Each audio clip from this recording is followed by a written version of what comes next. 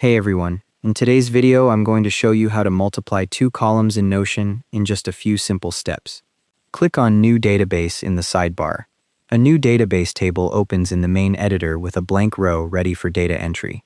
Click on the price cell and type 20 into it. The number appears in the cell and Notion automatically recognizes it as a numeric value. Click on the quantity cell and type 3. Click on the formula cell in the header row to open the property type selection menu. A drop-down appears with all available property types listed. Select Formula from the Property Type menu to add a formula column to your table. The header cell now displays a formula icon, and the cell is ready to accept a formula expression.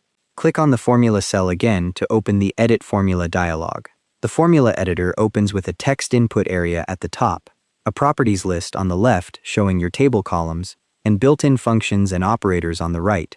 In the formula editor, type price times quantity to set up your multiplication formula.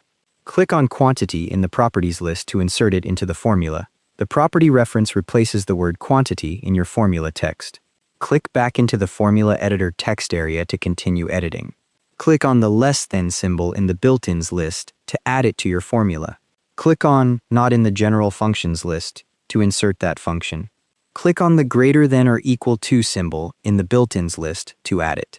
Click the X button to close the formula editor, and the formula cell displays 0 in the table, showing the result of your calculation based on the price and quantity values you entered.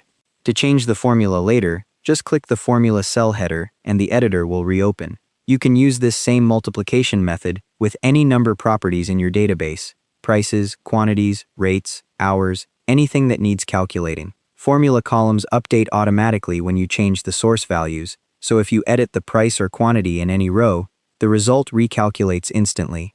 You can also combine multiplication with other operators like addition or division to build more complex calculations across multiple columns in the same formula. And that's how to multiply two columns in Notion. Thanks for watching, hope this helped.